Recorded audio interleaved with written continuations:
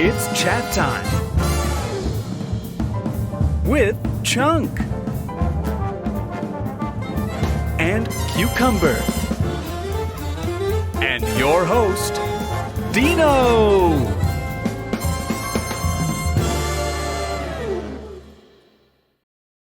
Hello. Hi, everybody. Welcome to chat time. Welcome.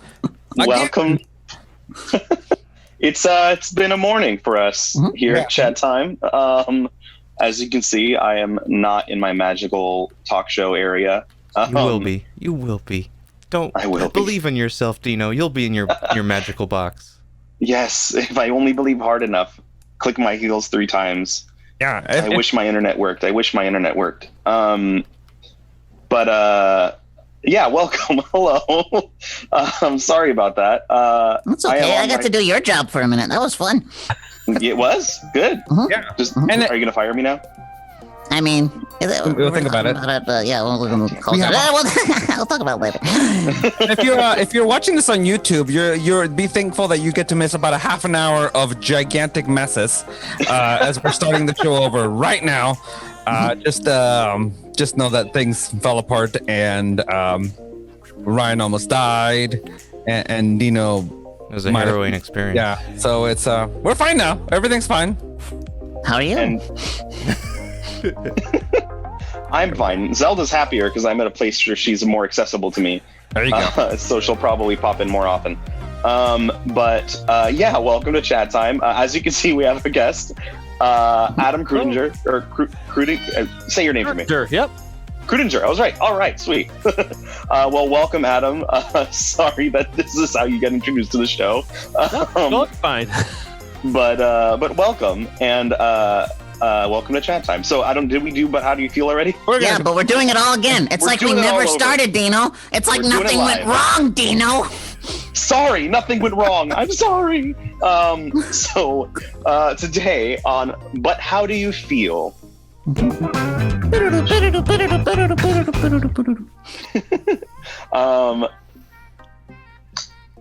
I can only see four screens at a time. I wish I could move Ryan's face out of the way so I could see. I'm just kidding. Anyway. Yeah, we wish that all the time, but it's attached to the rest of them, so it makes it difficult. Yeah. No, we do like the rest of them, as you can see by the nipple clamps. So today on But How Do You Feel, we are going to describe how we feel today using Crayola crayon color names. Whether or not they're real, I will not check. So it's up to you. Oh. Okay, I'm gonna start. I'm gonna pick inchworm. Inchworm is the Inchworm. Inchworm is the color I'm picking. I'm pretty sure it's real. It's on here. Because it feels like this morning is moving an inch at a time. What kind of color is that? Is that like a greenish tone or a greenish blue? color? Yeah, it's like really one over from yellow green. Oh, okay. Intro. Got it. It's All right.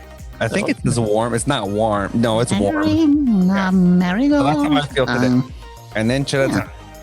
All right, makes sense. I would have think it would be like pink. That's what I thought, and that's why I didn't know. Yeah. Or You've never seen an inchworm in your life? Are those like yellow? What is an inchworm? The yellow ones? It's a little caterpillar. It's a bright it's green like caterpillar. fold over, like Because and they're like when they inch the backside of their bodies up, it does that super like paraboly thing, and then it stretches back out again. They're adorable, and you should get rid of them and get them off your plants. But they're cute, so you know. But they're cute. But they're cute. What about you, Adam? What are you feeling today? I'm going to stick with the same one I said earlier. I think Damn it. how I how I came about it is I saw some crayons here and I was like, I'm just going to go by the color first. And then I pulled out and read it, and it was macaroni and cheese color. So that's what it said. So it was kind of like an orangey yellow, and it kind of reminded me of like an early morning sunset when it's kind of a really warm yellow. And it was kind of how I'm feeling today. I like it. Warm and early. I like it. That's exactly what it is out here in California. Warm and early. I'm gonna go with brick.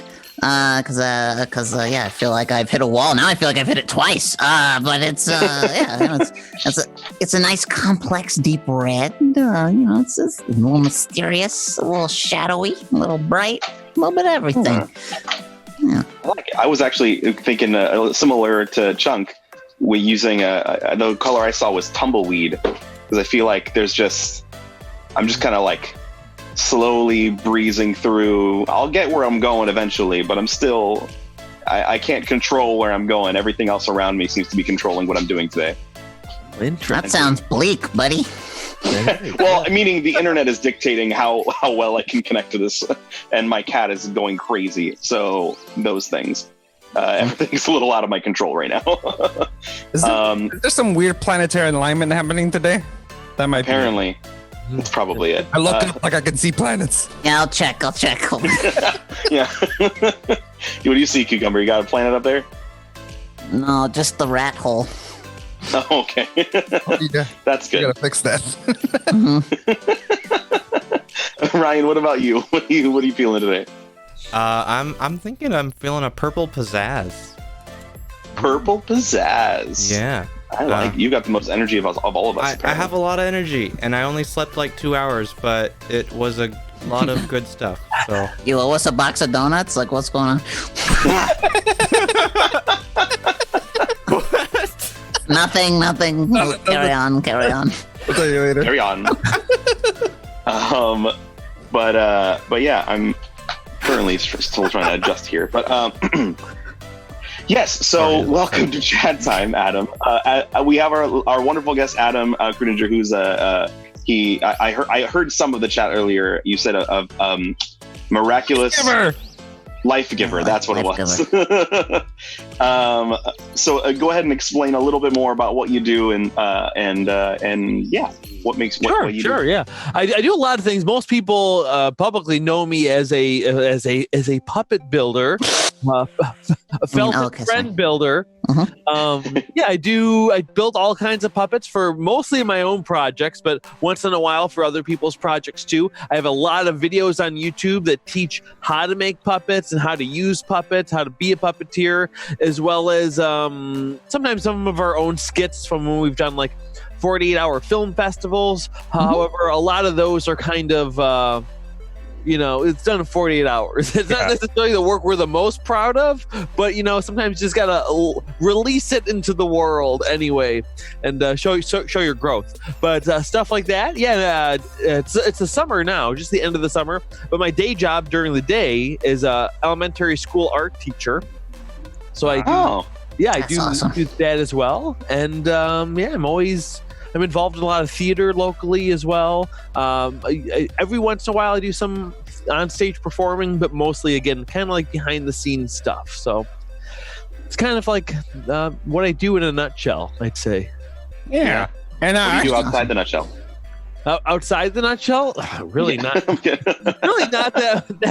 much more. I don't really have any other. I don't really watch any sports or anything. I can sit back and watch quite a bit of Netflix on some certain days, but other than that, I usually have it all rolling in the background while I'm working on a project. So that's fair.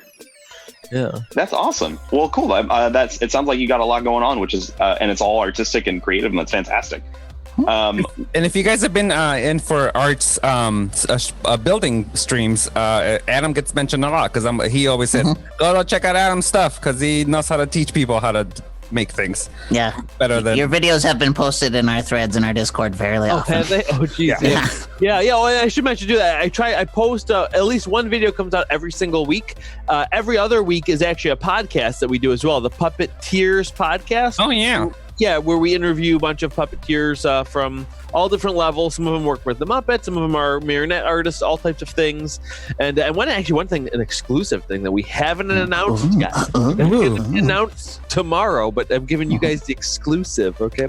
Is we're launching a series with Puppeteers podcast that's being sponsored by, quote unquote, Puppeteers of America. We're doing a fundraiser for the Direct Puppetry Relief Fund, which creates grants for puppeteers that are in need right now because of the pandemic. So we're doing a special series. I'm trying to remember. We have, I think it's gonna be 9 episodes that are advertising this really fun people to donate to it to help support the puppetry community, and a bunch of big names on there with puppetry. We have Dave Gold's coming on, Matt Vogel, Dave Gold, I should say, is Gonzo the Great, and many other Muppet characters. Matt Vogel is Big Bird and Kermit the Frog. We have Bonnie Erickson, who created a bunch of the Muppets back on the original Muppet Show. I think she designed Miss Piggy, the original Miss Piggy, and built many of those puppets as well. Fran Brill, who's Zoe and Prairie Dawn from the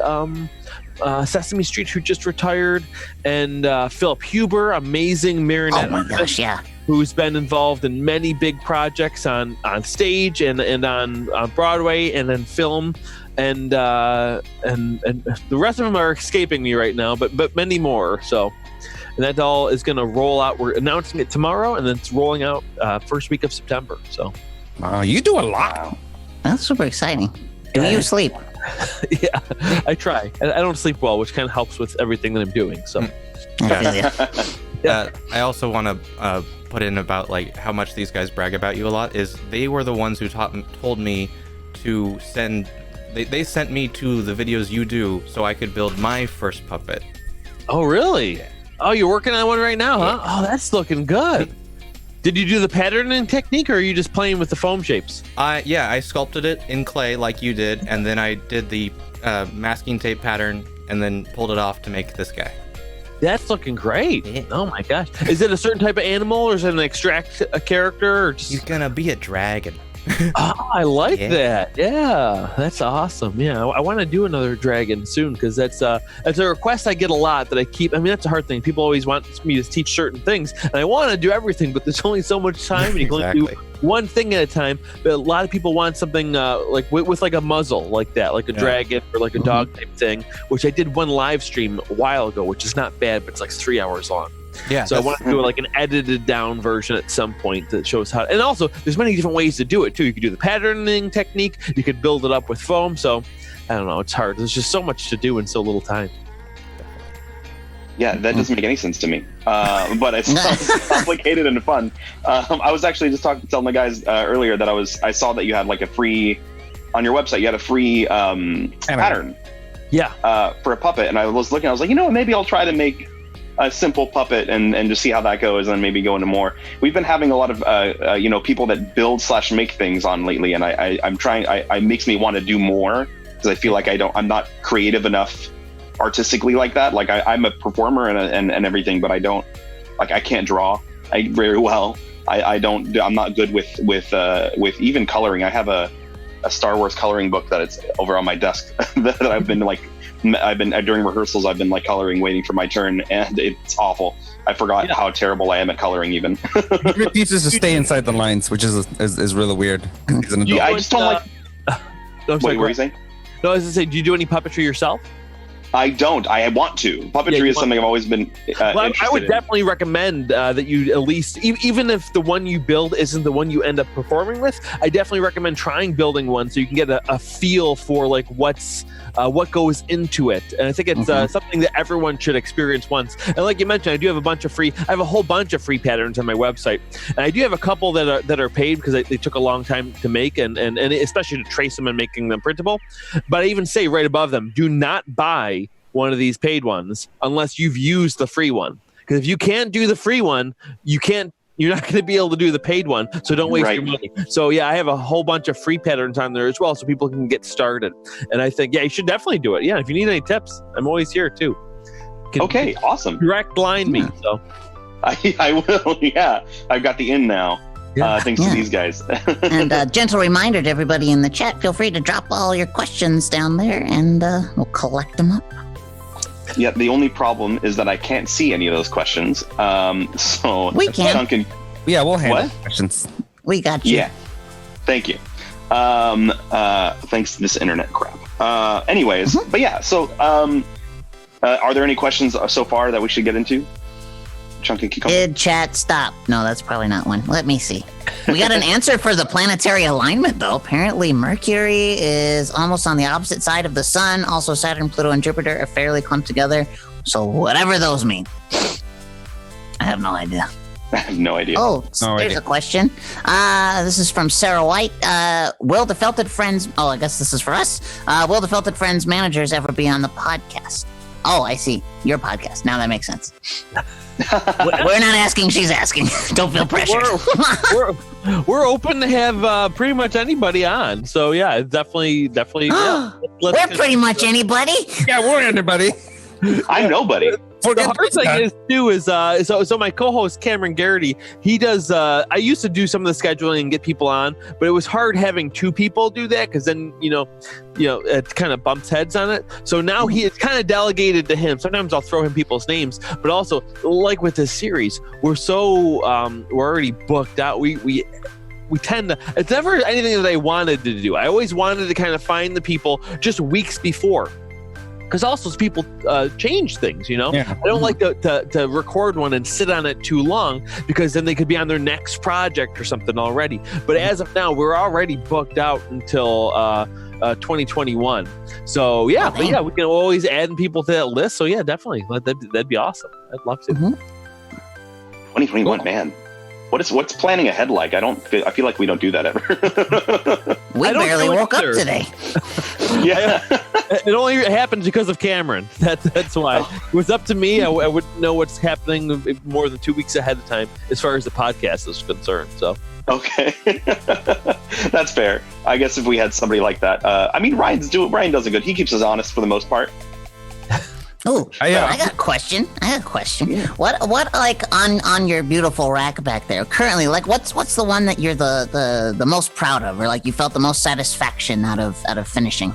out of finishing, I think my favorite one that I have is my main character that I do for like that I use with my school and stuff is Arlo. It's this blue monkey. That's probably one of my favorite, just because he has a whole bunch of cool techniques with the fleece and the fur. I'll grab him so you guys kind of see what he looks like here. Yeah, I like the name Arlo. Yeah, he's here so he is. cute.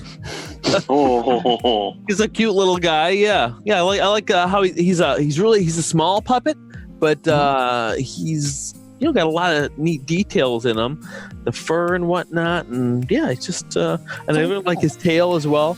I have it counterweighted so that it doesn't really need to be manipulated by a second person if we don't have to. Oh, that's smart. But yeah, he's a really nice little guy. Another one that I really like a lot too are some of my mechanical puppets, and that's something that I want to start doing more so on my channel. Although I did just do one on my channel about a couple months ago, was that Baby Yoda puppet that I built. Yeah. Saw that. Oh, that's great.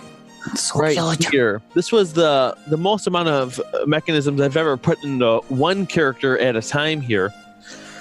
But so yeah, he can do a bunch of stuff. He's got this head stick in the inside here, so he can blink his eyes. He can lift his head. His mouth can move, and his ears can shrink. Oh my gosh. That's So cute. adorable. Yeah, he's not really happy with how it came out.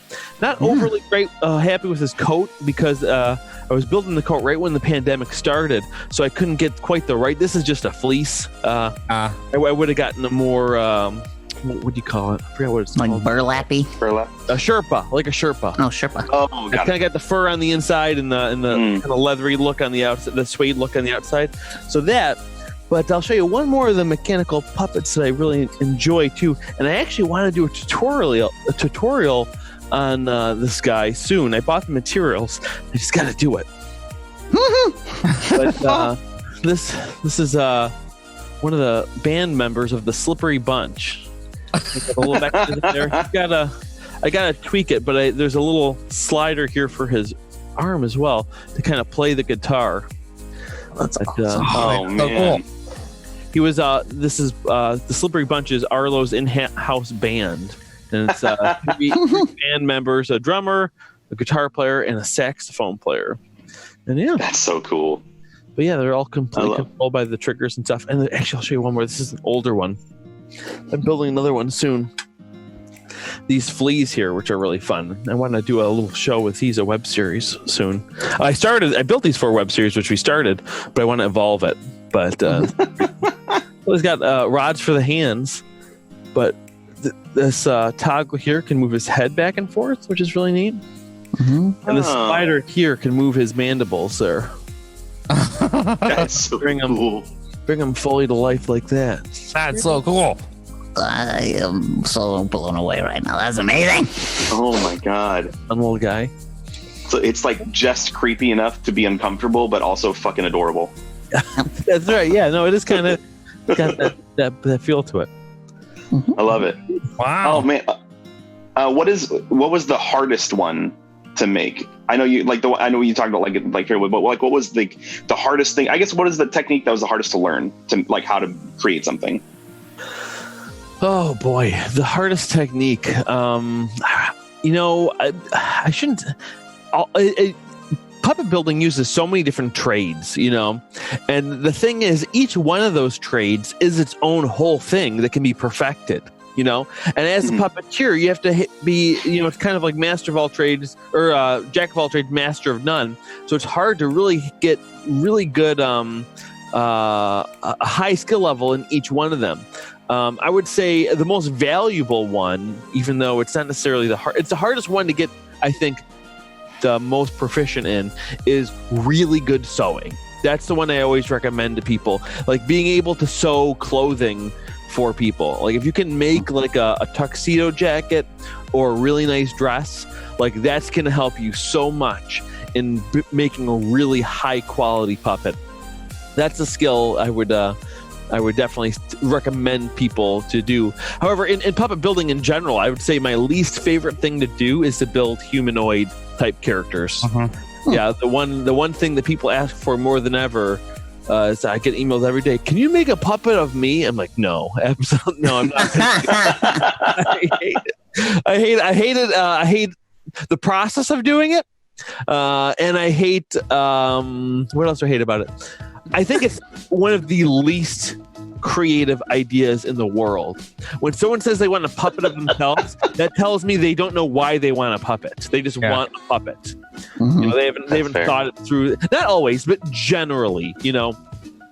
Yeah. So I've done very few of them. The only time I did one as a gift for Adam Savage before, when I saw his live show, which was it turned out okay. I wish I had one more day on it. I thought of it the day before, so I really rushed it. It turned out okay, but I wish I had just a little bit more time on it. And the other thing that people say that it is, and it kind of is, was the puppet I did for Jazza from Draw with Jazza. Oh, that one. Yeah. Yeah, that was that is a humanoid puppet, but I don't quite consider it that. That wasn't it was a grueling build in a lot of ways because it has a lot of unique shapes in it, but it was a fun build because I don't see that as much of a caricature build because it was he already had his own avatar. I was doing it of his avatar, not of him, so it felt a little different. But yeah. Yeah, and if you want to see Adam's sewing skills, there's a really cool video out there of him making a dress for a wedding dress for his wife. Wow! I've seen on it's everywhere. I've seen it on Facebook and YouTube, and it was really cool, and it looked great. Yeah, that was a really fun project. Yeah, I did it in 15 days before the wedding, and finished it, you know, in that amount of time right before. Yeah, at the altar, final stitch. Pretty much. I finished it the day before, and then I woke up the next morning and realized I didn't make a veil, so I quickly made a veil that morning as well, and then dressed her up, and not only that, the first time she saw it was on herself too. So we put a blindfold on her, and then we dressed her, and then she saw it for the first time. Yeah, we made a video of it, and it got picked up by George Takei, which is kind of what launched it, at least on Facebook, because I put it on my channel. It has I think it has 1,700 views or something like that. Or I'm sorry, 17,000 views. And on Facebook, on his channel, I think it has, last I checked, 25 million views. Yeah. Jeez. That would have been cool if it was on my channel. Everyone go watch it on his channel right now. Yeah. That's right.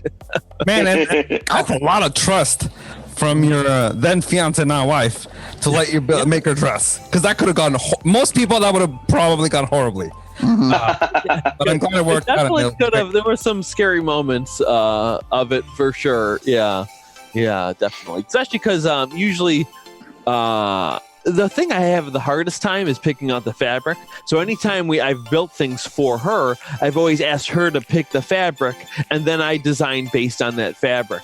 But this one, she wanted nothing to do with it, which on one side, it wasn't that hard because the colors is the hardest thing for me to pick, but this is just going to be a white dress. But still, there's a lot of white fabrics too, especially once you get into all kind of like applique and beaded things and this and that. I just ended up going with a satin. So, yeah. It blows me away, like meeting people like you that do such great things creatively with their hands. I don't understand. But I think that's what I love about being able to have this show and to meet people like you. And I'm sure the chat could agree, and my friends here as well.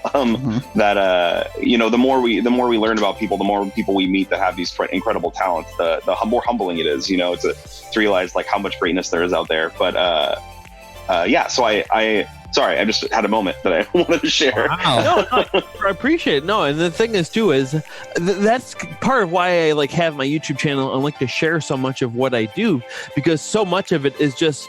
It's not me showing like, oh, look what I did. It's me saying like, I'm going to try this. Let's see if it works. And my hope is that kind of inspires other people to do it as well. Because more than anything, again, especially I think it goes back to me being an art teacher as well, that I'm trying to get other people to be creative. And I know I am most inspired to do things when I see other people do things. Like, again, like watching Adam Savage's channel, like makes me want to get in my workshop and start doing things. And I hope that some people who might watch my stuff also get that feeling as well. Again, and tie it back again to the art teaching thing, is like growing up, I had many art teachers that like taught me art, but I never really saw any of their art, And that's one thing that I'm trying to do different is not just making my own art, but really putting it into the world. So I don't just tell them art is important. I'm showing them it's important. It's important to me, and look what you can do with it. So my hope is that inspires them to actually be more creative and actually do something. So. Yeah, and one of the things that I noticed, and it happens a lot in certain like artistic areas, there's sometimes a lot of withholding of information where like people don't always like to share what they do and how they do it. They show you the final product, but don't tell you how to do it. So I really appreciate how open you are and how you just, there's the information and it's great because there isn't a whole lot of information on felted friend creation. Yeah, and it's great that you have all that out. And you're absolutely right. I gotta say that I think it was a great pairing. The fact that you're a school teacher like translates really well into your instructional videos, because very few people are able to like talk to you and walk through stuff in the right pace and the right like eloquent way. So it translates really well, and your videos are so great and they're really easy to follow. No, thanks. I really appreciate that. Yeah. Okay. Go ahead. I was gonna say. Like art teachers in general. I mean, any teachers in general should. I feel like they should have that practice what you preach kind of thing, especially art and any kind of fine art. I studied music in college, and fortunately, a lot of my professors were still performing and still out there doing things and even taking lessons themselves, even though they were also teaching. So it really translated well to my learning experience. And I'm sure the fact that you are so active in your craft is absolutely helping your students as well. No, I appreciate that too. And it's interesting because to compare it to college, that's what they kind of tend to look for in professors. They want someone who's written the book on it and studied it, or retired and now become instructors. And in my experience, I've seen that's less so encouraged at even the high school, middle school, and elementary level. I've been in interviews in the past with districts that I show them my work, and they're like, wow, this is amazing. And they're like, oh, we decided not to go with you because it looks like you want to be a puppeteer. You don't want to teach art. You want to be a puppeteer. So we don't want to, I was like, no, like I wouldn't have applied if I did this. Like, this is my outlet. This is my art. This is what I want to share with the kids. And they just, they sometimes some districts are not, they don't want an artist at the end of the day. I guess they just want someone to teach art.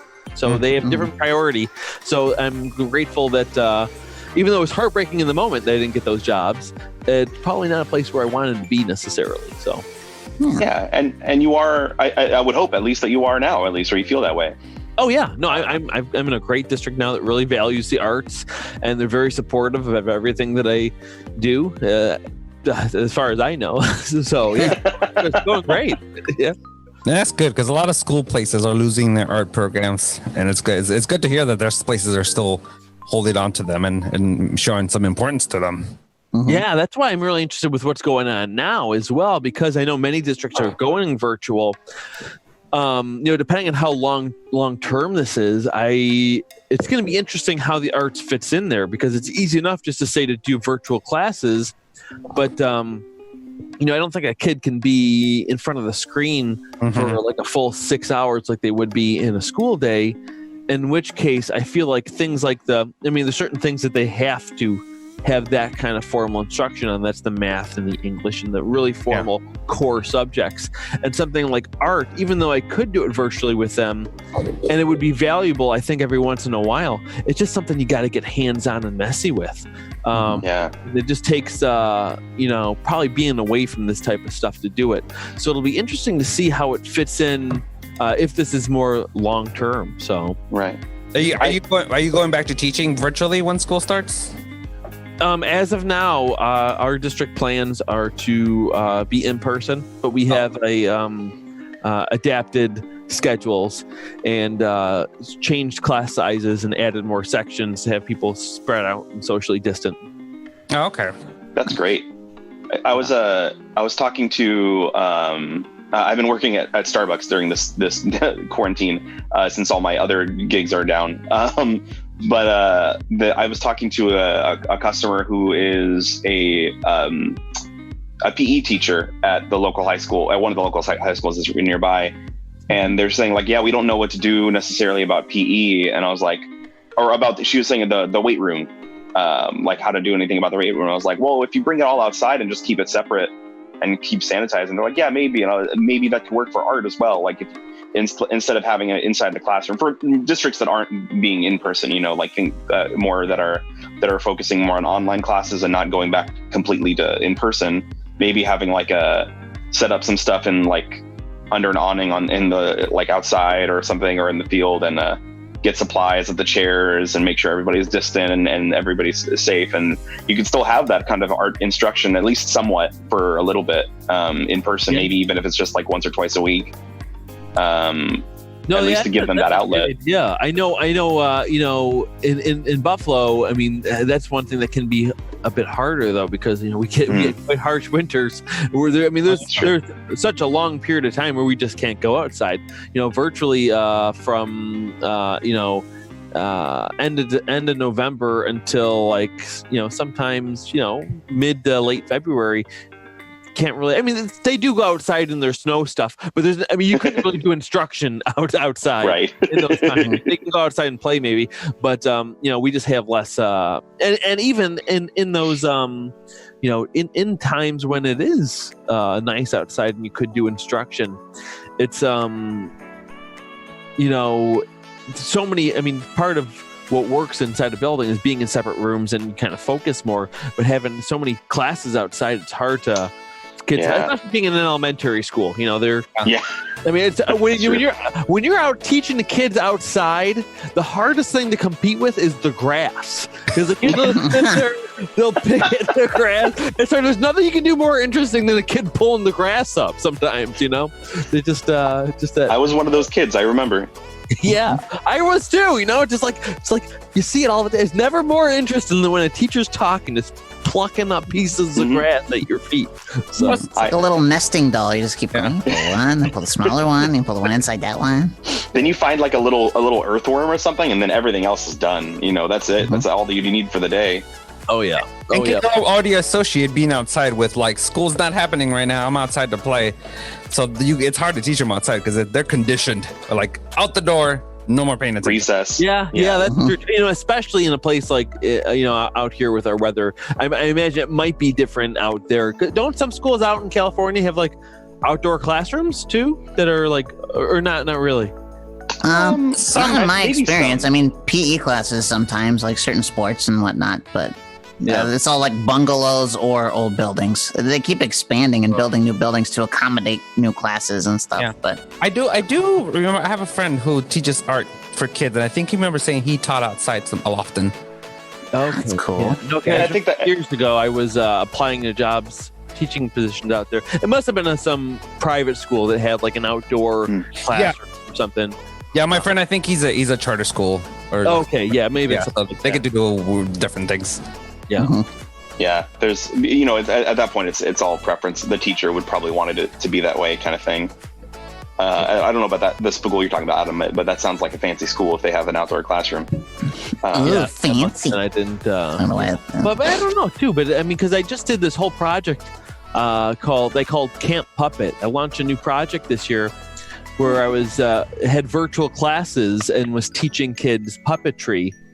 And that went really, really well. And those were kind of long sessions too. Each day was 2 hours long of this like puppetry intensive with these kids. Only 16 kids per class, and I mean, I was overwhelmed with the response that I had from these families saying that the kids. Oh, it's weird. It's one of those things where it's like I compare it to like, you know, if a kid goes to a live theater and watches a show, like a kid show, they're cheering, they're hooting, they're doing this and that. But when a kid goes to a movie, they don't do that, right? You just watch it. You don't clap at the end of a movie.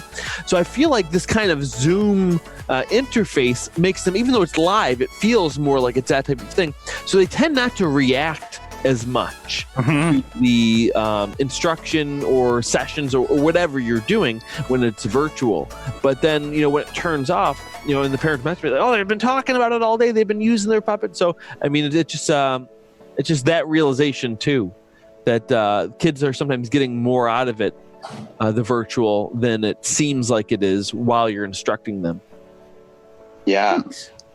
I think, you know, if they care enough about it, I feel like they'll focus and they'll be there, kind of thing. It's hard when it's like regular school, because if they're just sitting through classes that they really don't care about and they're trying to get through, you know. That's true too, yeah, because with Camp Puppet, they had to sign up for it too, so it's not like they had to go. So yeah, I really only got kids that were super, super interested. I think you can rest, go to the bathroom. Yeah. No, there's a question for Adam in the chat. Okay. This is from Adorable Jess, who is also a fabricator. She and her hubby make Halloween like kick-ass masks and stuff. Like they're sculptors. We had them on the show earlier, Adam, Jess Effects. But anyway, she asks, what is your favorite tool, or rather, what tool can you not be without when building? Ooh, okay, I'll show you my favorite tool. It's not necessarily one that I can't be without, but it's a lifesaver. Let me grab it quick. Ryan's my favorite tool. Thanks, Chunk. You're welcome. It looks like the type of tool that Oren Scrivello would have in Little Shop of Horrors as a dentist. It's this thing here. And this What is that? called a hook and loop turner. I believe that's what it's called. Oh. And it's for turning very small, like spaghetti string straps and things like that. But sometimes it's good for like really small fingers on characters, getting in and turning it. So it's really great. It's a sewing tool, and it's actually they stopped making them. But then there's this lady, I think it's Sue Overdorf, reimagined it and made it a little bit nicer and produces her own now. I think she has a YouTube channel, Sue Overdorf Sewing or something like that. And they're kind of hard to get their hands on, but man, is this the tool you want when you need to have when you need that kind of I'm botching this up. It's a tool to have when you have that type of a problem, turning something really small. Saves a ton of time. Is it one of those things that like you don't use every day, but when you use it, it saves you millions of times? Absolutely, yes. It saves me a ton of time when I had that type of problem. And that's actually, it kind of brings me up to a philosophy that I got from my buddy with tools. He says his philosophy is cry once. He's like, when you're using tools, you have two. When you're buying tools, especially, you have two choices. You can cry once, or you can cry every time you use it. He said, cry when you pay for it, not when you use it. So if you buy something cheap, you're going to cry every time you use it. you buy something expensive, you're going to cry when you pay for it, but you're going to be so happy every single time you use it. So I spend a lot more than I probably should on tools, because when it's time for me to use it, I don't want anything to go wrong. So I've really invested in pretty much all my tools, more than I probably needed to. Well, then maybe in the long run, you end up saving money because you don't have to keep buying the tool over and over because they break. That's the other thing too. Yes, yeah, that's the other saying. Buy nice or buy twice. That's what they say, right? Yeah. Yeah. Same kind of thing. Yeah. I love. You need to have these phrases on like posters on your wall. Like little motivational ones. Yeah, that's great. That's funny. Yeah, buy nice or buy twice. Yeah, I like that one. Buy nice. Yeah. I was gonna say. Crap! I had a question. I totally lost it with that joke. But wow. By the way, Adam, how long do we have you for? Because I don't know if you talked about that, but no, I've got time. I'm open. Wonderful. Well, I did. Oh, sweet. Just says, I completely understand. And yes, I've been looking for this tool. My costume design professor had one and I loved it. Such a lifesaver. Yeah.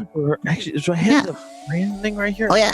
Oh, I don't have it handy, but Jess also made us onesies of each other. So I have a Chunk onesie now, and Chunk has a cucumber onesie. Yeah. Mine's gone. Okay, here it is. Oh, it's way over there. I mean, so this is officially what it is. I'm sorry, I had her name wrong. So it's called the product's called Easy Point and Turner, and it's by Sue Oververy. I'm sorry, Overy. O apostrophe Very. Sue Overy Designs.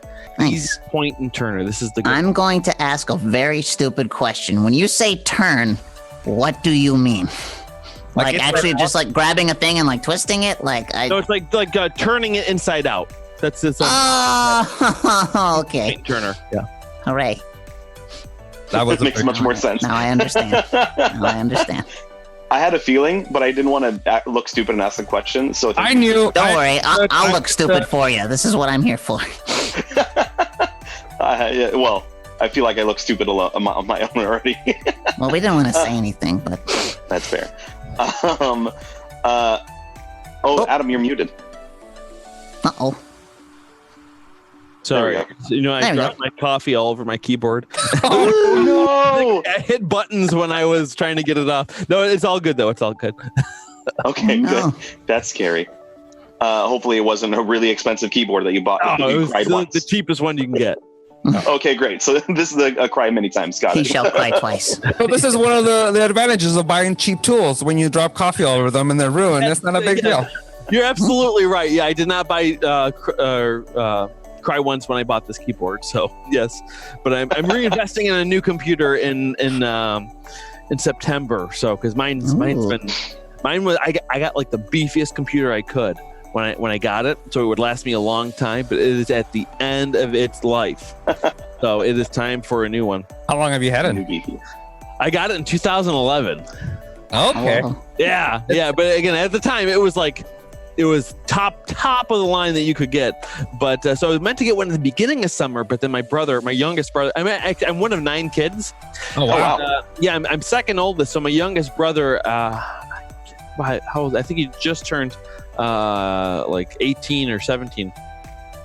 And he's a computer kid. And he's like, you want to wait until middle of August because there's this new processor thing that's dropping that's going to change everything. And you're going to be outdated in no time if you don't wait. I'm like, all right, whatever. I'll just wait. So after September, I'm going to message him and say, what do I need to put in my cart? So I'm not that much. I know how to I can do some stuff. Like I know how to do all the streaming and stuff. But as far as like setting up a computer, building one, I don't know anything about that. So I delegate that. Oh, I have a tech question for you. Sure. Only because we saw you set up your camera at the beginning of the Zoom call. What do you use for your camera? Oh, my camera that I'm using, it's called what is it called? It's called I do like it a lot. It's called the Logitech Rally. It's it's one of those things where I cried once again too because It's a webcam. It's like a $1,200 webcam or something. Oh yeah, I know that. Yeah. It looks like a little it's arm. meant for like offices and stuff. And the reason why I got it is because I do so much building and stuff, and I'd always have to move my camera for closing up because I have a top camera here that's on this arm, so then I can like move the arm in closer and stuff. But for the front camera, I wanted to be able to zoom in more and do all types of stuff. So this has got its own little remote, and you can see how messy my office is right now. You can see my coffee That's so filled all over. This is my shop vent that I have come down. So if I have an open glue container there, I can just turn it on and have the glue fumes go out. I've got my green screen up there. I've got my boom. I got stuff hooked up all over. Actually, let me turn this. I want to play in here so badly. Oh, actually, you're seeing, this big black thing right here. That is my camera that records the Puppeteers podcast. Behind there, you can see that. Let's see if we can zoom in. That bubbly stuff This is there. impressive. That's a backdrop for that for those bug puppets I showed you. Kind of look like a big scab. That's kind of I built that to do that. Let me see if there's anything on the other side there. That's so cool. I want one. I go in the right Can I way. get one? Me sitting here on my phone right now, and he's. I think this question opened up a lot of. it's me! my screen. Oh, what the hell? the Zoom call there. There's a fish puppet I built So cute! a while ago. The fish That's the poster to my wedding. We did a theater theme, so about time. That's funny. Do I have anything else back there? Got my puppet. I'll show you my whole puppet rack up here. It's not very picture worthy now. They're all Hi, kind of friends. around up there. Yep, they're sleeping. They're sleeping with their eyes open. all my tools. I do that all the time. Like Gandalf. And nice one. It's got those presets too. So I just click that button and it just snaps to me where I had it, which is really nice. Yeah, the Logic that's cool. Rally. It's really really nice. One of my favorite investments I put off for a long time because I was like, I don't know. One of those things. It's like, is it going to be worth it? Totally worth it. Totally worth it. I think we opened up a very dangerous door because I think now we want like 6 of these for our studio. I was already thinking, it's like if we put it in the corner where we had the other webcam, we could actually point into everything except like that living area thing. You know what though? It's one thing that's a pain because I wanted to get a second one because I have this top cam and I was like, if I had 2 of them, it'd be so nice to have one in the top and the bottom. But a lot of these encoders like OBS and I personally use XSplit. They don't like having 2 of the same camera with the same driver. So it can be the same brand, but you kind of want different models. So I've got the Brio up there. But it's such a pain because I really wish I could just have 2 of the same one, but it fights with it. So they got to fix that. Yeah. Do it. Yeah. Write our congressman or something. Yeah, they got nothing angry to do. They're not busy. Good point. Maybe I'll shelve it for now. Wait until that's funny. Let's see. Well, I guess since we're I'm talking about puppets though, obviously, I do have a BuzzFeed quiz for us to do today on the segment that we like to call "Let's Let the Internet Dictate" or tell us who we are. Let's let the internet tell us who we are. You send that link? I sent I got it it. to the. I found it. Yeah, and then Adam, I don't know if we sent it to the chat on the. Oh wait. Oh, I there see we go. BuzzFeed. Yeah. Yeah, there we go. So we're just gonna go through. I'll read through each question, and I think I can still show. Yeah, there's one of them on here that's actually there's a few of them. No, there's not. Just one. There's one of them on here that's a picture only, so I'll have to show the chat that. Okay, Zelda just ran in here. She's got the zoomies. But there's one that I'll have to show the picture for. Anyways, but I'll do it, and we'll each say what we're choosing, and then at the end we'll share our results. Am I looking at this? Is it those big things there? So the first one is what describes your best. Is that the first one there? Is it?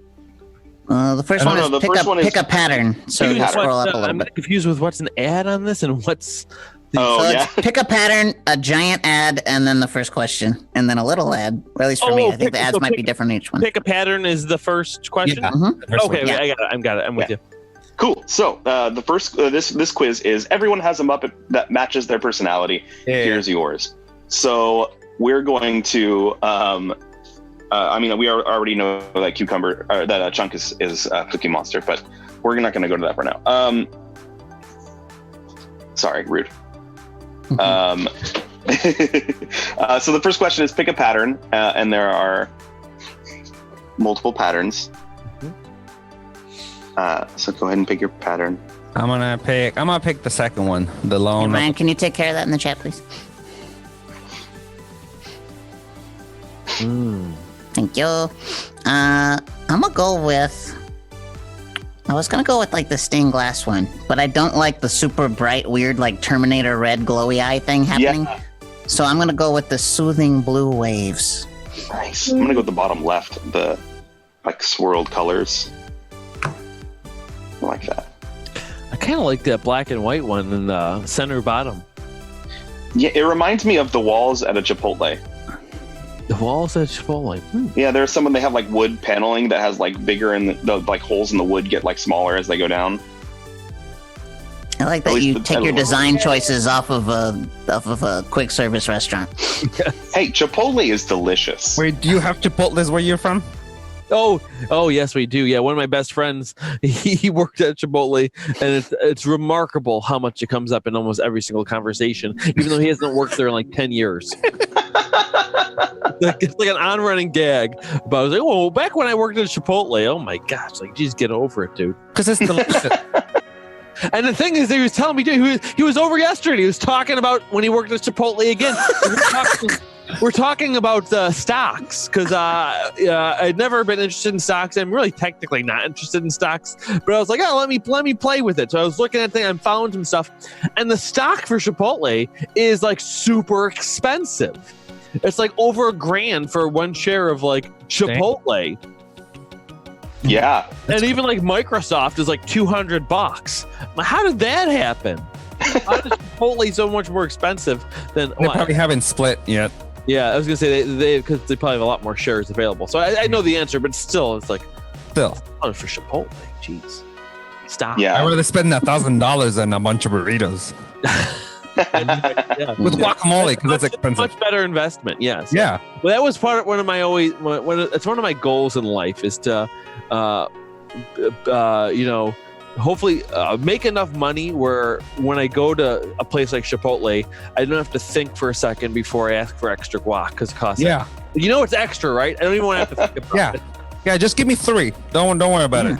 They recently stopped asking at the ones I've been going to because it's just like posted on the little shield thing when you're walking down the food. So Oh, now yeah. it's just a trap. Now they're just like, they don't even warn you.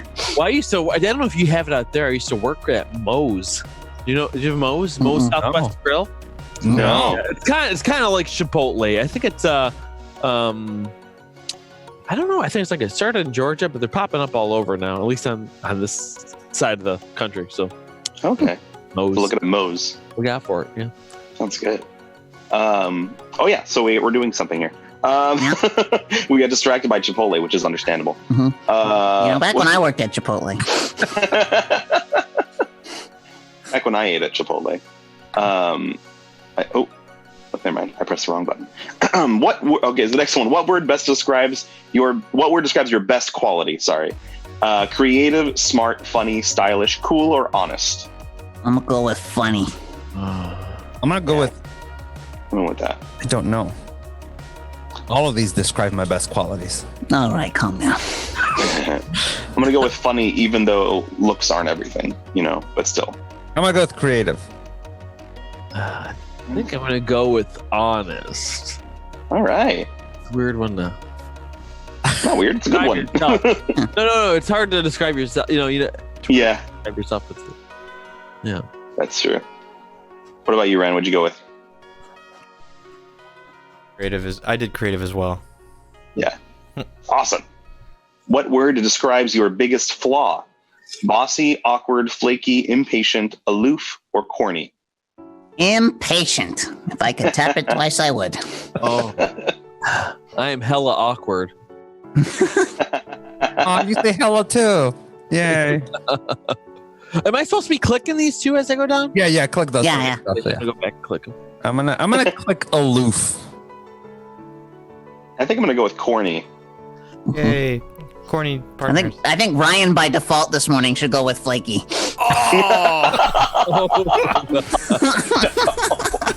We're up a little late because Ryan wasn't here. Well, and also my internet kind of, Yeah, but died. that wasn't your fault. Yeah. Yeah. Like you work for Verizon, you're fine. No. What if I did? No, I didn't use Verizon. I don't have Verizon anyway. So even if I worked for them, It's a good thing we don't pay Ryan because that'd be taking away pay from him at this point. I don't have to do all that work. This next one's tough. yeah, Ooh. pick a drink. Yeah, root beer, whiskey, Yeah, tea, whiskey. champagne, chocolate milk, and martini. These are all such mood drinks, though. Yeah, That's true. The hard part. I feel like I'll never by default pick a martini. A martini Yeah. is when you go into a room and you're looking to fairly cheaply get completely messed up. yeah. But I don't get a martini for the flavor. That's not always your choice. Well, I mean, the whiskey does both. It tastes good and it gets me messed up. Whereas a martini is just like, hey, you like rubbing alcohol, kid? Here you go. Martinis are good. Where do you know where you getting martinis from? Buy the good ones. Uh, But I'm also gonna go we with gotta teach Skinless Joe to make them better. yeah. I think I'm going to pick martini out of all. Oh no! Way to go, cucumber. It's like No judgment. hard. Yeah, I think I'm going to go martini. Making I do like a dirty martini though. I like olive. dirty martinis are great. You look like a dirty martini. Thank you. Look like an omelet. No idea. I think I'm gonna go with root beer. I think that's the most Child. consistent. Yeah. That's the one I would drink the most consistently, Yeah. I usually don't have whiskey suppose. at home. I usually have beer. Growing up, so- that was my thing. I remember I'd buy case. I remember in high school, and when I was a freshman, I got my own little mini fridge in my room, which I had to check in because I wasn't allowed to have it, and then I filled it with root beer. That's what I did. Yeah. I love root beer. But someone introduced me to like birch beer, and that became like my new jam. Oh no. Not a birch beer No. fan? No, What about 'cause sarsaparilla? it's just like root beer with like a mint in it, right? Yeah, well, root beer already has mint in it. There's just more of it in the other one. Yeah, root beer already seems like a lot. You know what? Mint is one of those things. This is actually funny. I was ranting about this with my wife yesterday. Mint has to be by itself with anything. Mint chocolate, ugh. Mint, Oh no. disgusting. Mint ice cream, no. Mint, I love mint. Has to be by itself, and it's not the same though. If it's just like the leaf mint in a martini or something, that's fine. Okay. Wait, who's drinking minty martinis? You eat like a mojito? Yeah, like a mojito. Yeah, exactly. Ooh, a mojito is a good choice. I do like a mojito. I'm a gin and tonic kind of guy. Okay. That's also good. You'd like our friend Ryan. Oh yeah. Drinks a lot of gin, but his gin and club soda because he doesn't want all the sugar. That's right. There's sugar and tonic? Yeah, a little bit. It just tastes like a battery. Yeah, there's stuff in it. There's calories. It's for his caloric intake. Okay. Yeah. I will have to disagree with you on the mint and chocolate specifically. Xandris in the chat says mint chocolate is delicious. Be gone, heretic. We have a very strongly opinionated crowd in our Yes. show. We scream it with love. I'm like that with almost everything, though, as far as foods are. Mhm. I like them all kind of by themselves generally. Like the worst is like, because we have a big yard, we have campfires all the time. My nieces and nephews come over and we make s'mores. I could eat every element of a s'more and love it. I hate them together though. I don't like a s'more. I love marshmallows, love graham crackers, love the chocolate. Ugh, together. Can your can't put- peas touch your mashed potatoes? Yeah, well, see, that's different. That mashed potatoes is, I see, that's the one caveat, perhaps, because like when I have like on a Thanksgiving meal, I just stir the whole plate. Yes. Everything's fine. Everything's fine. With Yeah, the turkey, the peas, the everything, and then just a little cranberry sauce on top. That's what you need, is that slop. All right. What about sandwiches though? Like a Thanksgiving sandwich? No, just like any sandwich. sandwich. Like do you like pile things up in there? Like do you get like the lettuce, the tomato, the everything, or do you like How- only like it minimal? I like I think I like a lot of stuff. Yeah, so I'm not consistent. But like a mint sandwich would be right out. No, that'd be out. No mint sandwich. Mint sandwich. That sounds awful. It does. I don't want any of that. Instead of Fresh lettuce, your just a breath bunch while of you lid. chomp. Yeah, and like with ham or something. It'd be great. Ah. This is a good segue into the next one. Yeah, Pick a exactly. Pick a snack. Brownies, pretzels, cookies, macarons, popcorn, or avocado toast. Avocado toast all day, every day. Yeah, I You think I'm gonna go with that. hipster baby. No, macarons. How is that not hipster? Huh? That's just French. It predates the hipster by decades. Oh, so you're saying you were eating macarons before they were cool? Is that what you're saying? No? I'm saying they people- existed. People have been avocado for a long time, right? Yeah, but not on toast. Not spread. Not like instead of food. It's delicious. Listen, I don't know why I'm mad about this. Yeah, why are you mad? I just gotta pick fights. That's just my nature. Yeah, mine's What definitely you, Adam? a half-baked center piece of a brownie. Ooh. Oh hell yeah! And not warm from the oven. Cold. I like it cold. Oh. Sometimes Like it's that. grated, but that's why it's got to be half-baked, because I still like it soft. Mm-hmm. Okay. Cold. I don't see. There's always the cartoons, movies. Oh, hot from the oven. The cookies and the no. I don't like it hot from the oven. I like it sitting on the counter for a while, maybe even the next day after the fridge, but soft cookies, soft brownies. Oh yeah. All right. Are you a cold pizza guy too? Oh yeah. Very much. Yeah. Cold pizza. All right. Mhm. I do like cold pizza the next day. That's a good game. I like that. Yeah. There is no wrong pizza. There's no wrong Well, pizza. people disagree with me about wrong pizza because I am a pineapple pizza person. Yeah. Yes. Yes. Yes. Yes. Well, Good. yeah. I'm in good company. Yeah. Yes, definitely. There might be somebody in the chat that I can't see probably going to yell in a People second. But why are people so against it though? A lot of I people don't are. know. It's like a meme about how pineapple pizza is like. It's people with uneducated palates, I'm assuming. well, yeah, and honestly, I think it's just the nature of our society that's on the internet right now. Anytime anybody has a strong opinion on anything, it becomes an echo chamber, and both sides just kind of like, load their muskets and start shooting, and they don't even have a direct aim. They're just trying to yell for the sake of yelling. It's weird to be mad about any modular food. It's like if you put cheese on your ham sandwich, you're a monster. Well, it's a sandwich. I'm just gonna put in what I want. Pizza. Yeah. Put on what I want. Exactly. I will Fried say, egg. Oh my god, I had like a mac and cheese and fried egg pizza once, and I was so happy. It was so good. that sounds amazing. I Mac get and it. cheese and fried egg. Deadly Nitro wants to know, what about mint tea? Is mint tea okay? Mint tea. I would say that's pretty pure. Mint tea is. Because it's just tea. Water and mint. I like it. Okay. Let's see. If you were a celebrity, what would you be famous for? Acting, directing, music, social media, game show hosting, or I don't want to be famous? I guess acting. Yeah. Oh, it's kind of good celebrity. Yeah. Oh. I would like to be known for directing eventually. That'd be cool. I don't know if that's what'll happen, but Yeah, I'm gonna go with that one because I just show up. just show up. There's no production. I just show up. I don't even read my lines. You sure Every don't. Friday. I'm not gonna remember my lines anyway, so I just have somebody off camera read them out loud to me, and then I repeat them like a 5-year-old. Or like a drunk Orson Welles, like way back in the day. Yeah. I want to be that famous that I don't have to remember lines. Dream. The walk-in approach. Yeah. I'm so famous that I just here to give you guys a break kind of thing. Yeah. Like a prima donna. And next one, pick a TV show. Black Mirror, 30 Rock, The Crown, Mad Men, Friends, or RuPaul's Drag Race? Oh, 30 Rock, Casina Face Perfect. I love 30 Rock, but I'm going Black Mirror on this one. For the first couple seasons.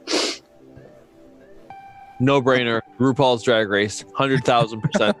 Yeah, same here. Yeah, Love RuPaul. 100,000. That's what got me through this quarantine because it was like perfect timing. Because it was like, what was it? The actually I can't even get the order right now. They had now I'm even blanking. What a fake fan I'm looking like now. What's it called when they bring them all back? Oh, All Stars. All Stars, yes, All Stars. They had All Stars butted up right to the new season, and then that ended in the middle of summer. But then I discovered, which started the next week, was Canada's Drag Race, and that's what we're watching now. Is Canada's Drag Race week by week. It's season 1 of it. So I have been able to watch an episode of, and it's still it's branded by RuPaul, of RuPaul's Drag Race every single week since this pandemic, I think. Wow. That's awesome. How are the Canadian queens? It's definitely different. It's definitely different. It's very. I'm getting, even though I don't know that much about the Canadian culture, I'm getting a very much of a political sense about it, about what things that, I mean, because they're very. There's this whole Montreal. The French Canadians versus like the Regular Canadians. Yeah, I guess I don't know what else to call it. And they're all great, but you can tell there's like unspoken tension in the air because I feel like I don't know. There's the one French Canadian there who's very good. I'm not knocking her; she's very good. But sometimes I feel like they're like fluffing it up a little bit. I'm like, it wasn't that amazing. It's like maybe like because she's the French Canadian or something. Like, what is it? But anyway. It's the macarons, man. Yeah. Oh, there's a lot of drama going on in that show now. Not within the show, but in the social media world of the show, because everyone hates the judges, or not all of them. Specifically, what's his name? Jeffrey Boyer Chapman, I think his name is. He's often on the regular RuPaul as like a guest, but people think he's being too hard. It's weird because they're all he's being very like fake with it. Everything sounds like a line that's pre-written for him rather than actually the judge. But the main drag queen judge is Brooklyn, who was on RuPaul's Drag Race a couple seasons. Yeah, I can't remember what her Brooklyn Heights. Yes, Brooklyn Heights. Yeah. So that's awesome. And she's great. I like her a lot. So it's going great. Yeah. So he's like, they're complaining that he's like the Simon Cowell of RuPaul's Drag Race. Not Brooklyn, but the other guy.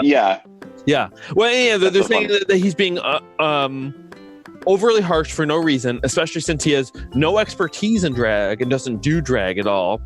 And so that's a lot of what. But I'm watching it.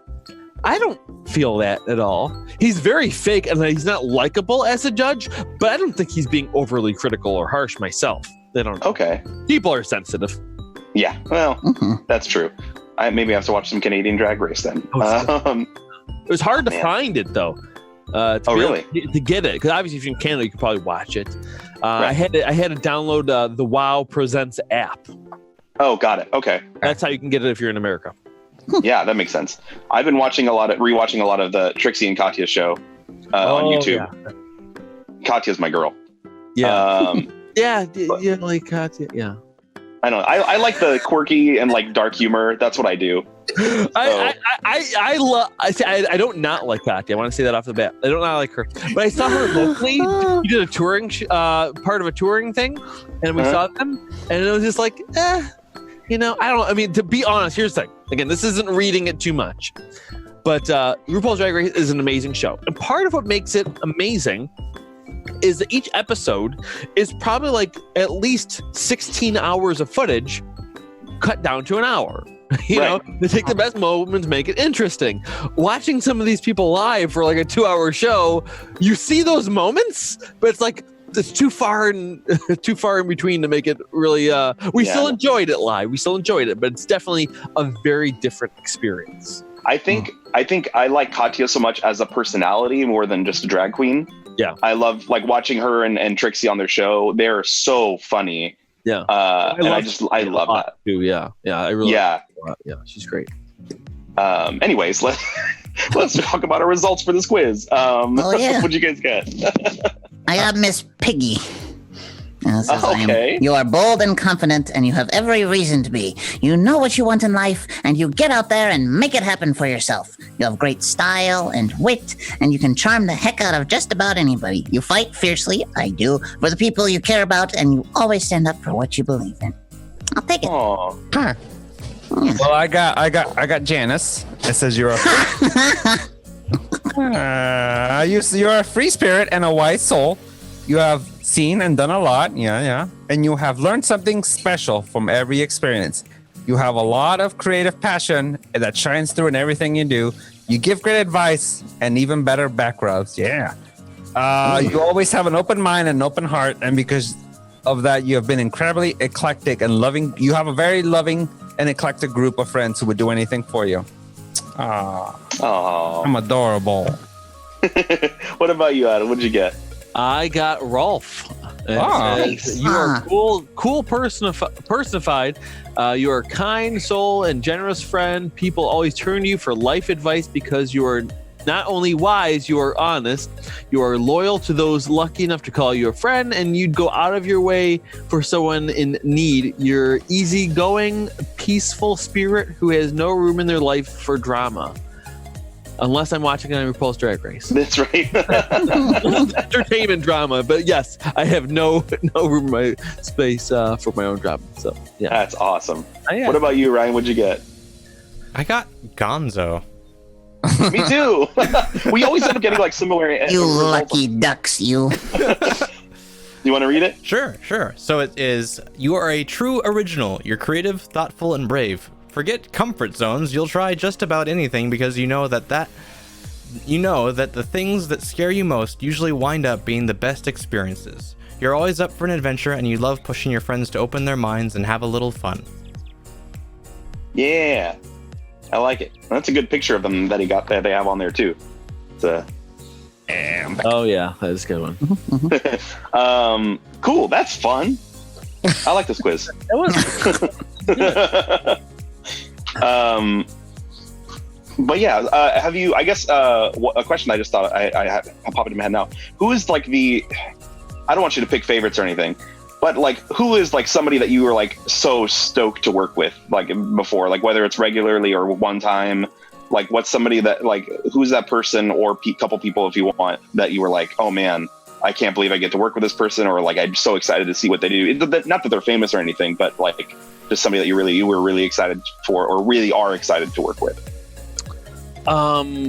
Something that's actually happened or going to happen, or like a that'd be great. Like something that's something that's happening or happened or will happen.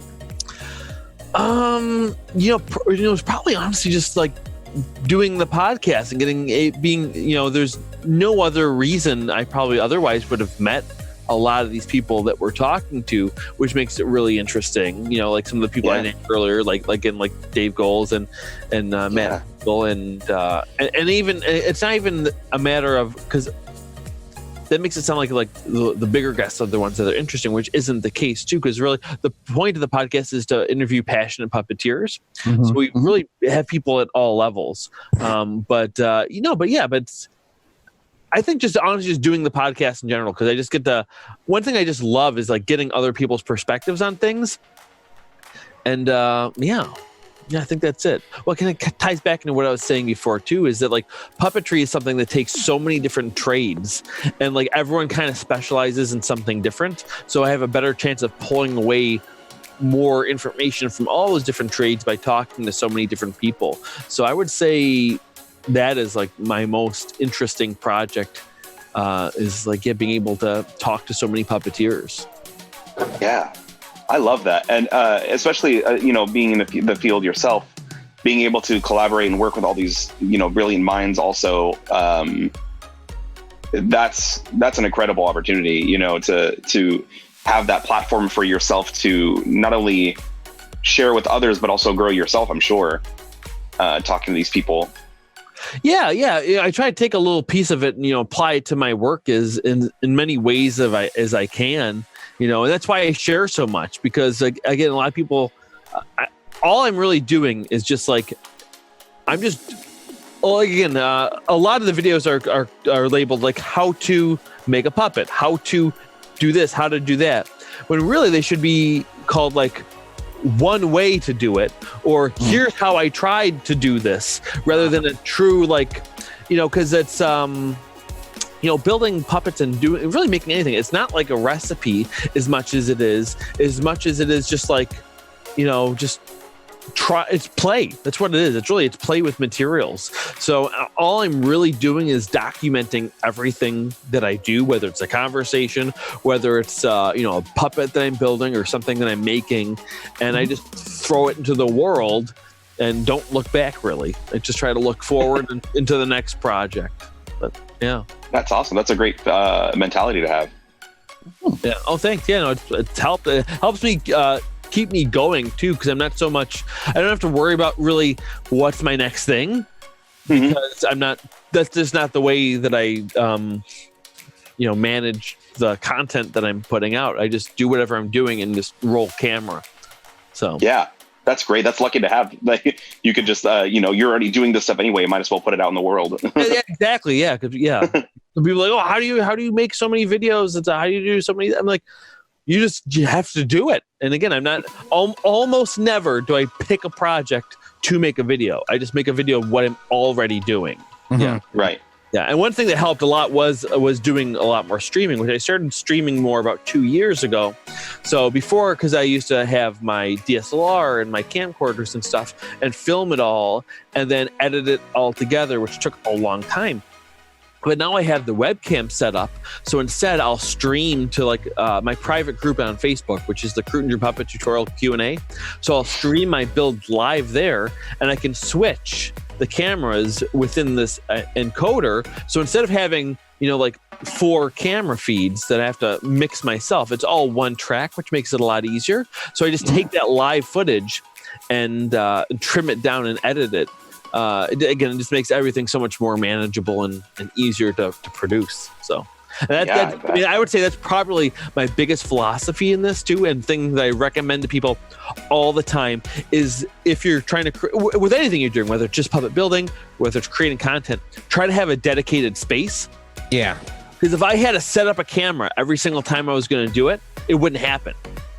So that's part of why, I have too many cameras. I have way too many cameras, but it's because like for the podcast, I don't want to set up a camera. I don't want to move a lot of people have one camera and they move it all around. I'm lucky that I've invested in this stuff, so I don't have to do that. But there was a choice that I made, because I know if I have to spend 20 minutes every day setting up my equipment, it's not going to happen. Yeah. I might do it once a week. So I leave it up and that's it. That just, yeah. So I got stuff hanging all over. Again, I'll point you guys up quick. I used 2x4s to create a scaffolding on my ceiling. So I have all my lighting and my cameras and my microphone and stuff. Oh, cool. That's awesome. And there's my boom mic there and stuff. So I'm ready to go at a moment's notice. Yeah. Yeah, when we first started streaming, we used to set up our show in a garage, and it was always like an hour and a half setup every week. We still have to do a lot of setup because we have like 4 sets in our studio, so we still do setup, but it's much quicker now, and setting up just makes it harder to just do. Yeah, you can't always avoid it, but you want to make it as seamless as possible. Absolutely, make it less of a chore. Yeah, exactly.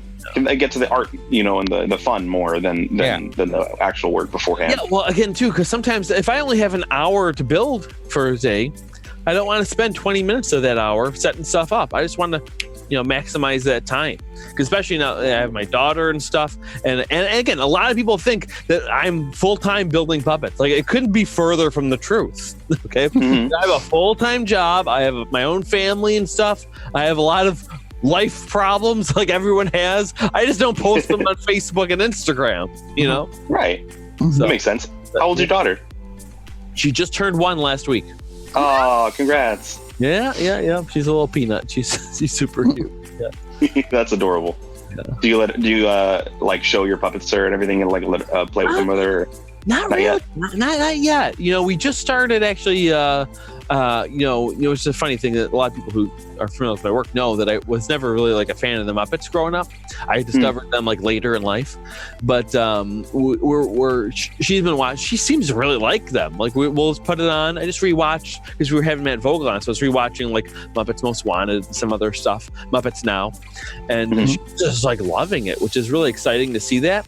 But I'm hesitant to really do too much puppets with her because I think it can be, what I can relate it to is, actually I meant to mention this earlier, is before I even did puppets, I was a professional magician locally, and I was doing magic shows all over Western New York for elementary shows, for restaurant work, all types of things. And the thing about, once in a while I get asked to do a birthday party, and if a kid is too young, they don't really get much out of it. Like I've had people wanting a birthday party for their 3-year-old or their 2-year-old or even a 1-year-old before. And the thing is, like, you have to, and what makes magic magical is breaking the rules of like logic. And if you don't know what the rules are, like if you don't know that, these sunglasses don't float, me making them float isn't magical. It's just like, oh, that must be what sunglasses do. Well, you have to know the rules in order to know that they're being broken, and that's what makes it magical. And the same kind of thing, I think, even for puppets, where it can, and maybe not though, because there's things like that. I think in person it's a little bit different. I kind of want her to come to it on her own. I have a feeling she will. I mean, it's such a big part of my life. It's going to be impossible for her to not be a part of her life in some way. But whether or not she wants to, get into it, it'll be. Oh yeah. Yeah. I like that's a good mentality. Yeah. But like, don't force her into it. Oh, absolutely. That's I'm big on that for anything, because again, I think that's my teaching where I got that from. Is the second you tell a kid not to do something, what do they want to do? They want to do that thing, right? It's the opposite too for when you tell them to do something. It's like, well, do this, so do your homework. Why? And if you don't have a good answer for those things, and because I said so is not a good answer, they're just going to reject things.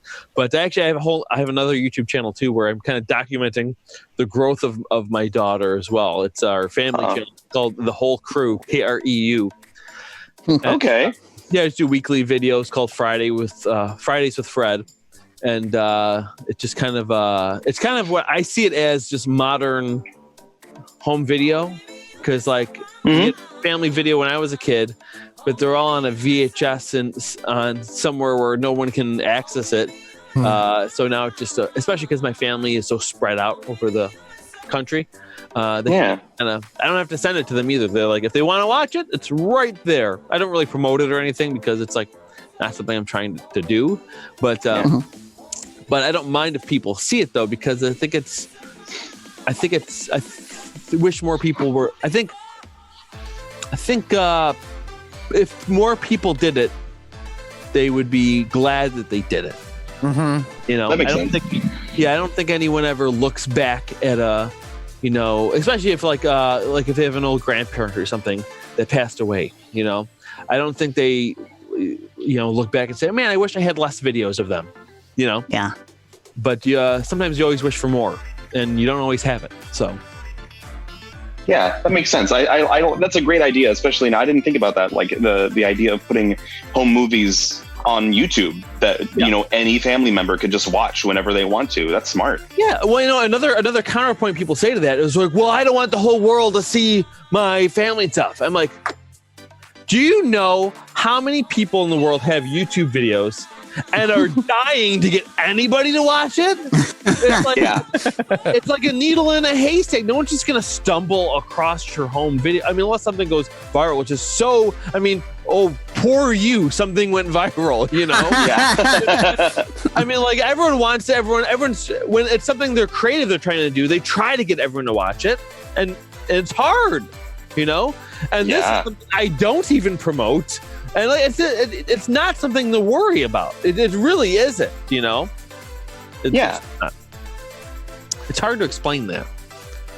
Yeah, I like that though. And it's a great idea, and I think it's something that would make sense. I mean, it's especially if you don't care that it's on YouTube. It's not like you're sharing deep personal information that people shouldn't know or anything. I'm sure, you know. Yeah, of course. I mean, that's the other thing too, is I do edit it. It is curated. I'm not saying just like live stream your living room 24 hours a day. You know, I mean, don't put anything that would be, be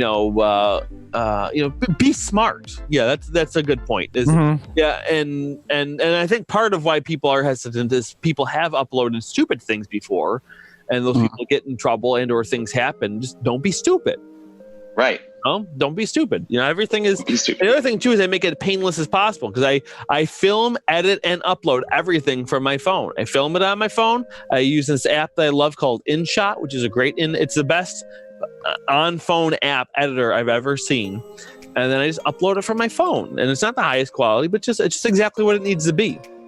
Right. Because I didn't want to make it a whole extra thing because I know how much work it is to produce a video, and it was just supposed to be painless home video stuff. So that's cool. I like that. Great idea. Let's see. Do we have time to do a little bit of Dr. Know-It-All today, you think? Yeah, let's try it. Cool. So I can't read the questions, so I'm thinking maybe we switch things a little bit, and Ryan interviews Dr. Know-It-All, and I join the fun this time. Okay.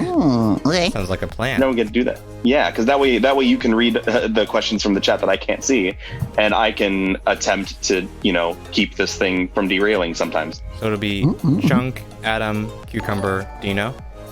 Sure, let's do that. So we didn't do the intro. Everybody, welcome Dr. Know-It-All. I think. You guys, I have to show you this. Zelda is in heaven now that I'm not on my desk. She's just like chilling, hanging out. Aww. it's great. Anyways, Kidding. so Dr. Know-It-All is our lovely multiple-headed expert. Actually, Brian, you get to intro since you're the host right now. Yes. So, Dr. Know-It-All is our know-it-all resident of all things in the world, and he currently today has 4 heads and will happily answer your questions. So pop them in the chat, and we will get going. But let me see if I can find some questions before that. Adam, does it make sense how we play this game? No. Okay, so it's one word at a time going down the row. So we're all one being. And Yeah, then I did lose the. Do I need the chat up? I no, we don't. Ryan will ask the question.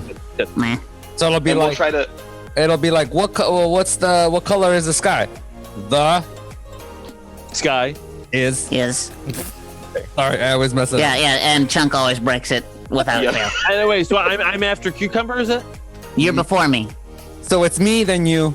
then Okay, got Cucumber. it. then me, then Dino. I'm always first because I lose track of where I am. Yeah, it doesn't work either anyway. So I'm after Dino. Okay, I got it. Yeah, you're after me. Yep, after Dino. Oh, All and then right. when we think we're done with the question, we bow. We bow That's how we ended. as a unit.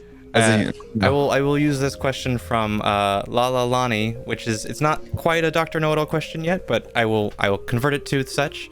Dr. Know-It-All, what type of bread are you? I Am. The Best. type Of. bread Which is Magical. sourdough. with Okay. Magical sourdough. I like that. magical sourdough with Too short? I think I led that bow. Sorry. magical sourdough with avocado. Sauce.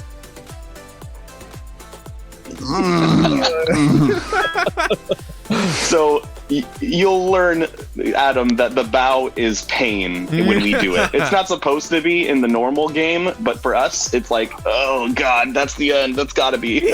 oh, I see. Yes, panic bows are a thing. Like, Okay. Oh, so we wanted to get cringy. Not that we want it to. yeah, we want to go as far as we can without breaking it. No, there's nothing. Got it. Oh, I see. So we've got, okay, so from Raven King, 64. If Chunky and Cucumber played Phantasy Star Online 2, What race and class would they be? Would they play based on your personalities? This? Fantasy never Star played- Online. I know the game, but I've never played it. Never heard of it. Should we make Let's do something it. up? Make it Yeah, up. well, yeah, we bullshit. This is what we do. Race and class, is that what he has? Yeah, race and class. Okay. Chunk Is A. Big proponent who Supports barbarians because he believes that he can win every fight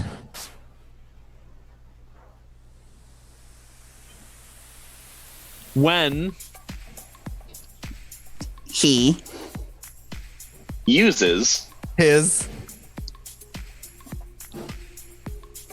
gesticulating weaponry made in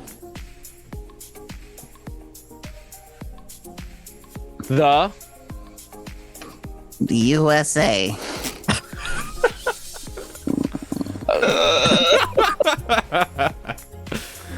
All right. so the race is Chunk and the class is USA barbarians. USA Barbarians. Thank you, Dr. Know-It-All. So Deadly Nightshade also has a question. Dr. Know-It-All, who is your favorite RuPaul's drag queen? my favorite RuPaul, Drag queen is the best one ever whose name I tattooed onto my butt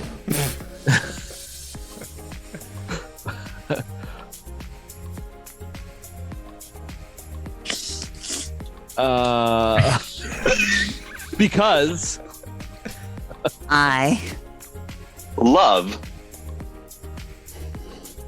to watch RuPaul's drag race so nude and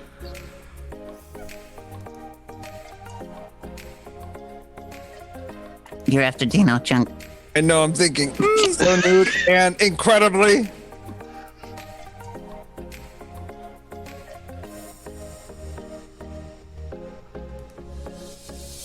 long Binging so that I believe the name is Potato Face. McGee.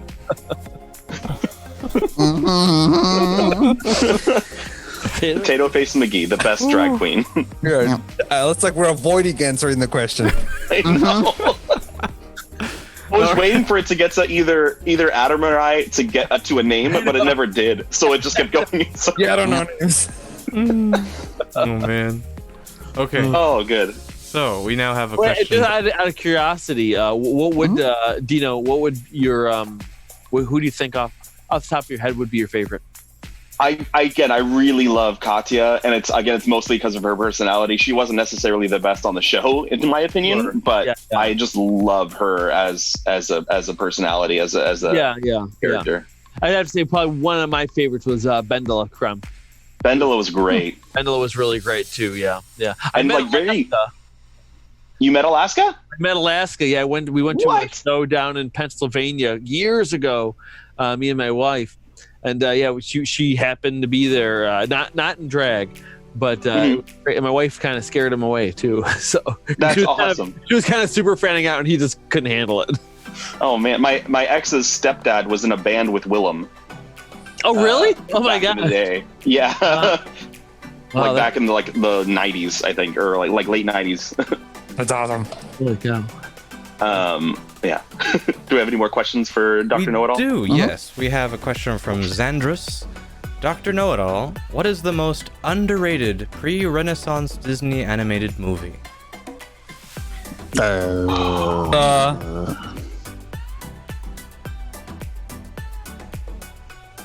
Say it again. The Best Pre-Renaissance Disney animated feature film is the risky saucy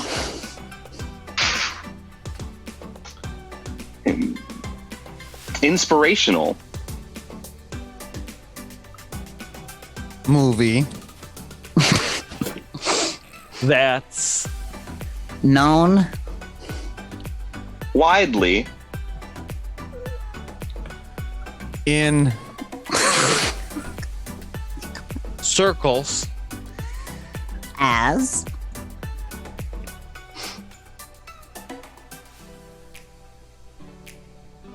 a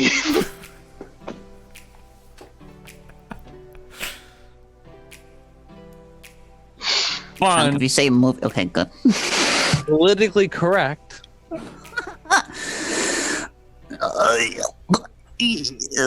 Romp entitled the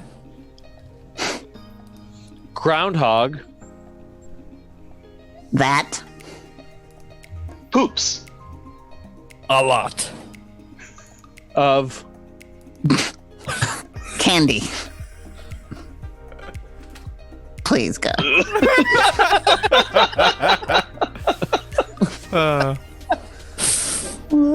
the classic late 80s groundhog that poops a lot of candy. Yeah. I've never seen that one. It must be really underrated. It's in special circles. All of the 9 old men worked on that one. Did you know? All of them. And they threw another one too. There was 10 of them for that one. Yeah. He died during production. He fell into the animator machine, the multiplane. Did you say the animator machine? Yeah, well, I forgot the name of the multiplane thing that they made. It's an animation machine. Cam's done with us. Oh, no, back. no, I heard the lawnmower's going. I thought the people cut my grass here, but it's the neighbors. Gotcha. Okay. All right. We've got one more Gonna question do from one more? Raven Wonderful. King. Dr. Know-It-All, how do I defend myself from the dolphins that want to assassinate me? Oh, that's a good one. It's a major problem for people. It is. Defending Yourself Against Angry dolphins can only succeed when you go confidently outside the blowhole. using your protection Composed of metal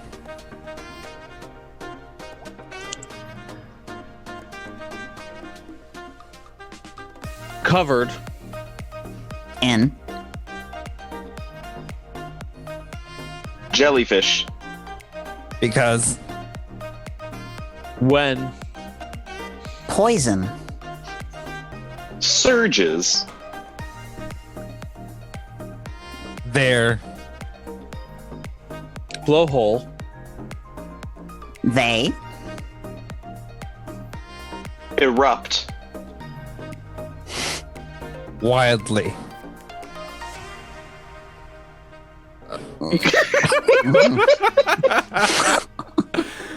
We did it. We We did did it. You did it. We did it. Kind of answer the question. I'm just gonna put a little pat on the back. So that's Dr. Know-It-All, Adam. Yeah. Welcome to the show. It's fun. It's cool. Yeah. Normally, with Dr. Know-It-All in improv circles, the bow is like a celebratory. Like, yeah, we got the question. We did it. Oh, But yeah. for It's us, also like- usually a very fast game. Yeah. Well, I'm gonna blame Zoom a little bit on that. Sure. That's true. Let's see what happens when we get delay back to the studio. Yeah, we'll see. Yeah. It's not gonna be any better. It'll just be slightly faster. Oh, so normally you guys are all in the same spot.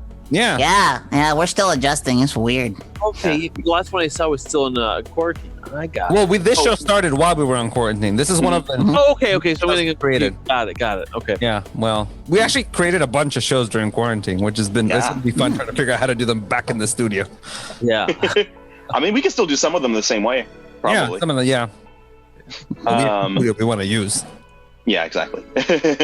Well, thanks for joining us, Adam. Can you remind our followers where they can find your stuff? Throw out your Instagram if you want, whatever your website, etc. Let them know where they can find all your stuff. In Yeah, the chat. I'm everywhere at Adam Kreutinger. So that's Instagram, YouTube, Twitter. Facebook is at Kreutinger Puppets. But you can kind of find everything that I'm doing there. I think the podcast is a good thing for people to check out too. It's a nice thing to listen. What is it called again? It's called Puppet Ears Years. Podcast. Good thing Okay. to do while you're building puppets and you have you're biding time. So yeah, check it out at adamkreutinger.com. It has links to everything too. So Awesome. And lots of puppet resources. Yeah. So if anybody's interested in possibly getting into puppet making and puppeteering, go head over to the website and like I said, there's at least there's a bunch of free patterns, like Adam, what you were saying. So dabble, see what you can do. Especially right now, we're stuck at home. Might as well do something creative. perfect time. You can get almost everything just on Amazon too. On my supplies page, I don't sell supplies, but I have links to all the supplies that I use. So if you just click those links, you can find everything you need. That's awesome. I didn't know that. Okay, great. And you have some mouth plates and stuff on puppetpelts.com, don't you? That match your Yeah, actually, I've been meaning to do a video on that. Yeah, they just because here's the thing. At first, I think Lori reached out to me and said, "Hey, well, what about cutting out selling some mouth plates?" I'm like, "They're so easy to make. You just cut them out of wood or something." But then she made the point, like, not a lot of people have the power tools even to do that. Mhm. That's a good point. Maybe maybe you have all of this sewing equipment, but you don't have any woodworking stuff. So I'm like, yeah, let's do it. So so you can get they're all laser cut. They're super, super nice. You can get them for the free actually, are they right here? Let me just see if they're right here. I was gonna show them. Is it right here? It is here. Whew, there it is. Oh no, that's not it. They're really nice. Trust me. Is that the one that you posted on your Instagram? Yeah. No, that's not the one I posted on my. That's okay. my project I'm working on right now. Oh, okay. Yeah. Nice. But yeah, head over to adamkreutinger.com and everything you need will be there. Thanks again, Adam, for joining us. Thanks again for joining us. For the rest of you out there, thanks again for tuning in and putting up with our crazy tech issues this morning. Giant clusterfuck, but that's okay. But we made it through, and stay tuned. Is anything happening tonight? Nope. Nope. That's it for today. Well, we'll be back tomorrow at 2 p.m. with Roll for Initiative, and tomorrow night at 7:30 p.m. for Trash to Base Theater. Yeah. So stay tuned for a raid. Who are we raiding today, Ryan? Grandudius Thank you, Grandudius. I don't have the chat up. is the Grandudius, nicest let's stick streamer around. on Twitch. Yeah, so let's be nice to him. So stay with us and show some love for Grandudius. And thanks again, Adam, for coming on. I can't wait to look at more of your projects and stuff. Yeah. Yeah. Thanks for having me, guys. Of course. Thank you, Adam. Thank you. All right, thanks everybody. Bye. Bye.